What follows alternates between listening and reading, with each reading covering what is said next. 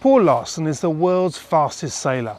He's also a great storyteller, and his description of Allegra's Fastnet Race is well worth a listen, because if you, like me, thought that smoking around the 700-mile course on a giant cruising cat would be a comfortable, stress-free 2-day sail,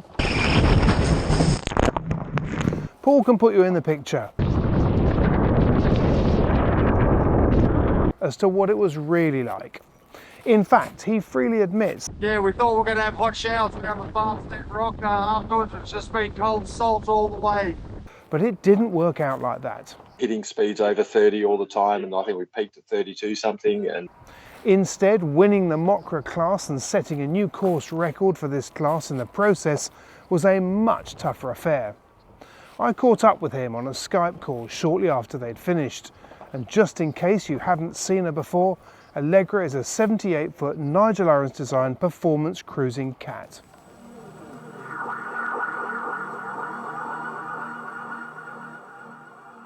First of all, that was pretty punchy, wasn't it? You knew it was going to be punchy before the start, but talk us through what it was like.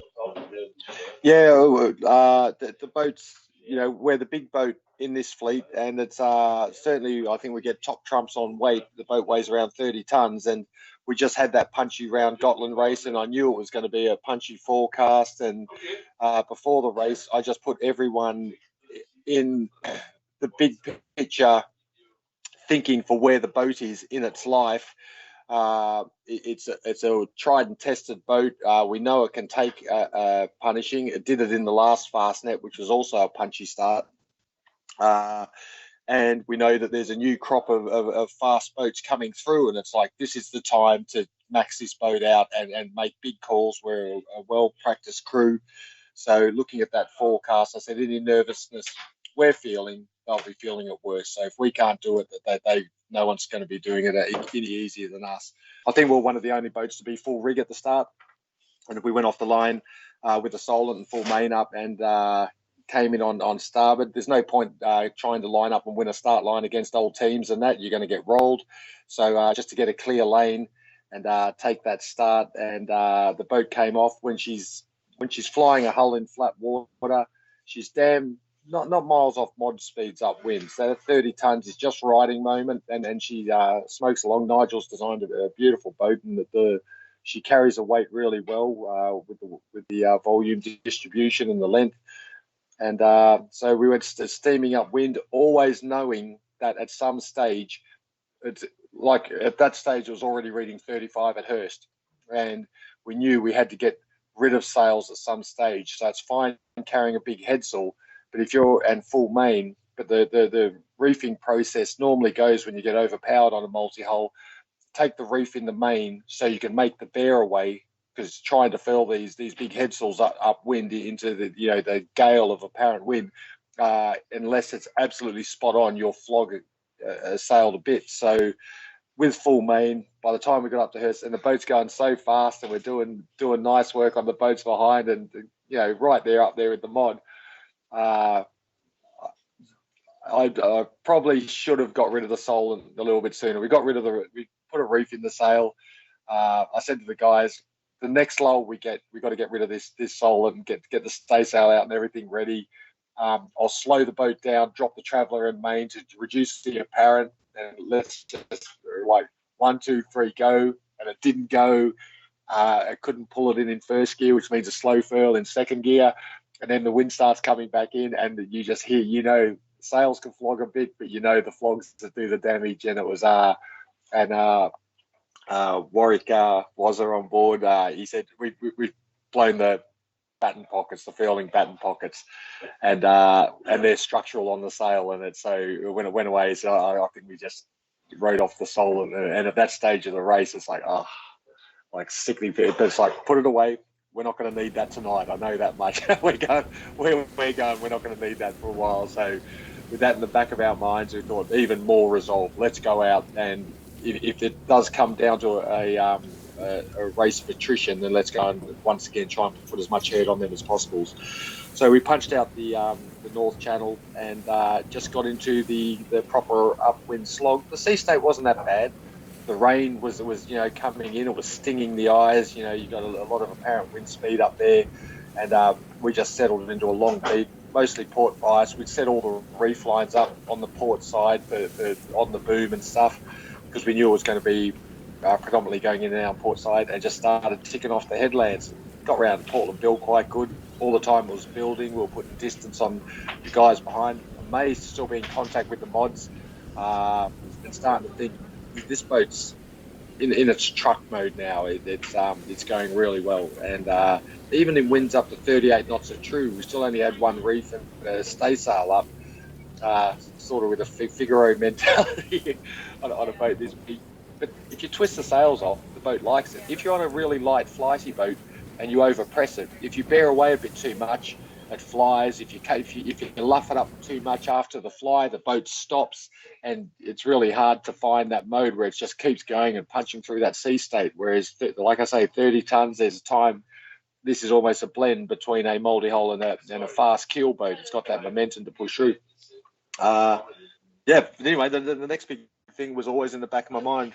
This Solent, how's that going to feature? And at one time we sailed the unusual configuration of a full rig and stay sail, and the boat's not very well balanced like that.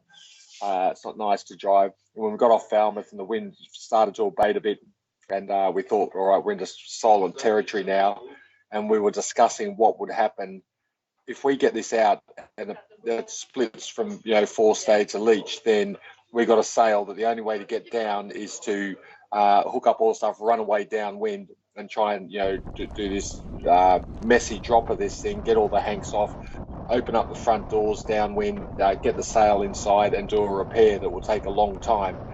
But we can't wait till daylight or anything. We've got to do that now. So we've got all hands on deck and then got all the systems set up for the worst case scenario drop. And we got it out and got the big lights and looked at it and said, I think it's good to go. And with that, we pushed on, and the sail made it all the way around. That 3DI material is very robust.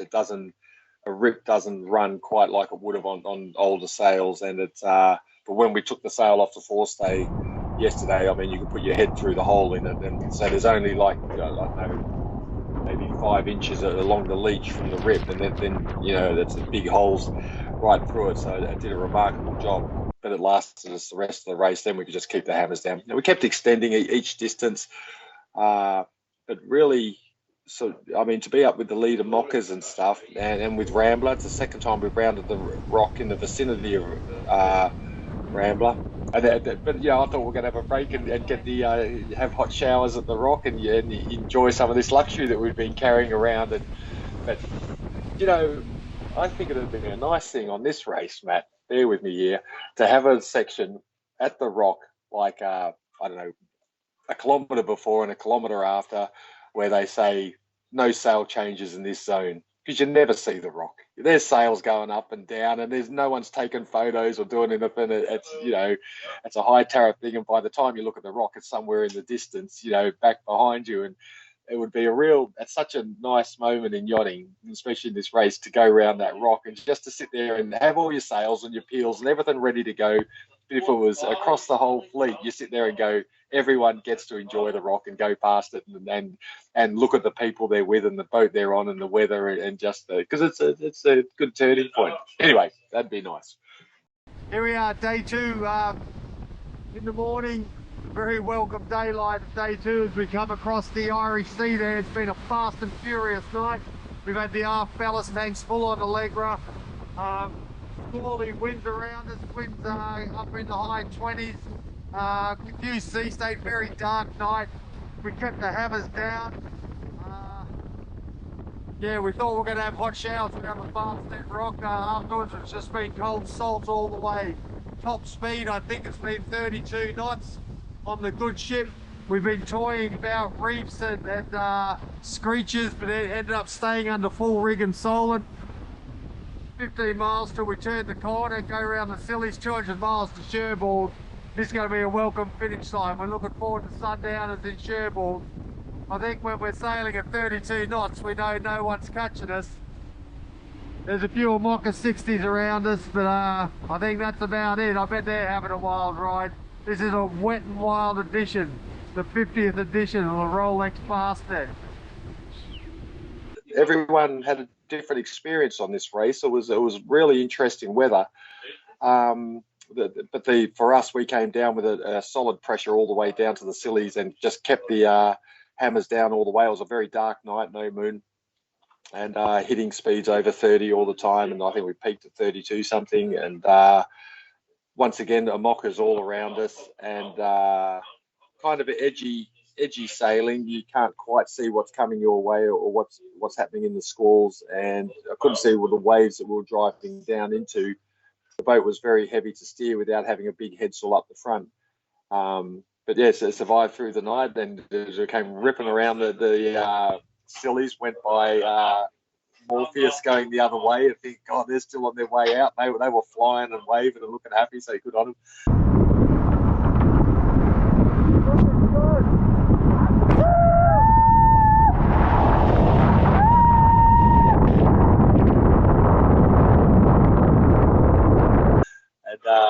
I thought 8 hours we're back into Cherbourg, and Johnny Melbourne's running the numbers, and we're doing ETAs, and it was going to be like 10 o'clock. So I thought, all right, something. And as we were coming in, we had nearly a 70-mile lead over Tosca at this stage.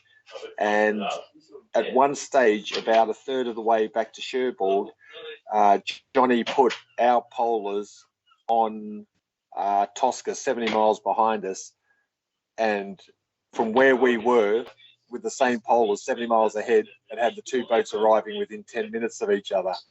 And so it was like, that can't be right, because as they get close to us, they're going to get into our weather and tides, and they're going to, and it damn near played out like that. And it was, they just sat, they came in on that pressure all the way, and we sat there in that light wind band at the end, just trying to somehow shut the door on them, thinking this could get fruity. And as it was, as we came into the line, it was a line of weather coming up. We saw SVR go out, Gabbar leave, and he went cruising past us, and we just checked on the AIS what speed he's doing. And we're still, when he was inside, he went past us doing about 20 knots in the similar breeze. And then we checked again, and he was still within sight, and he was doing 35 knots. So we thought, just back there, not, in distance, is that line of breeze, and that's what Tosca's coming in, and we're not getting it. And we all mooched to the line, still with Rambler and all those guys all within sight.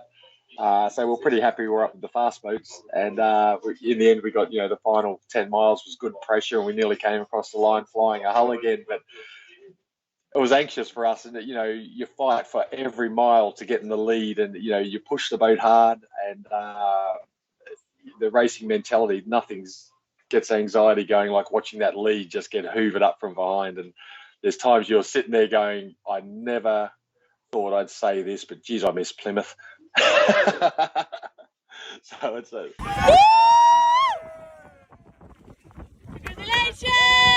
I think the performance we just gave then was very satisfying. Yeah, and I love seeing a boat like this. It's a very technical boat. A lot of systems. There's two races going on this boat. One's all the sailing and the rigging and all the normal sailing stuff, and there's another battle going on with the tech guys down below, just making sure that winch is back online, that system. There's water alarm, there's bilge alarms going off, because it's just getting absolutely hammered out there. And every now and then you got to check in them, and there's some pretty stressed guys down there tapping away on computers, just keeping the whole thing running, and batteries and generators aren't starting, and to make that whole thing get around the course, it's a mission. And but also, like I say, you look around, you don't have, because you're quite high up, sometimes you don't get that perspective of speed, and you look at the boats next to you and you go, hey, look at that, look at them, that's awesome, they're smoking. You think, well, we're keeping up with it, so we must be going well as well. The funny thing is, from up the helm station, you don't see the leeward hull, but when you come into the main saloon where I'm sitting now, and you're sitting right here, and the leeward bow's there, and you're seeing it pressed, and it's just like a steam train, just the steam coming off it, and you're sitting down here and you think, what the hell are they doing up there, and you go up, they're chatting away, and casual as you like, it's like, ignorance is bliss of what's really going on around you. But it's an amazing view in the boat. Yeah, no, good race. Yeah. What everybody who saw your interview before you set off wants to know is, Did the cutlery drawer stay shut? The cutlery drawer, I think we took the cutlery out of the drawer and sat it on the top. But, we never had any big moments, no big plants or stuff. We certainly aggravated a lot of water, but no, we had no incidents where there was the sound of that drop cutlery drawer. So it wasn't that bad. The sea state wasn't that bad. It was as good as you could hope for in 30 to 40 knots of breeze. So, yeah. Good stuff. Thanks very much, Paul. It's been great to chat to you, and good luck. Look forward to seeing you at, wherever we see you next. It's Maxi's at Portishevo. We get to line up with the new fling and stuff, so it's that's going to be fun. So let's watch your space. I'll book my ticket now. All right.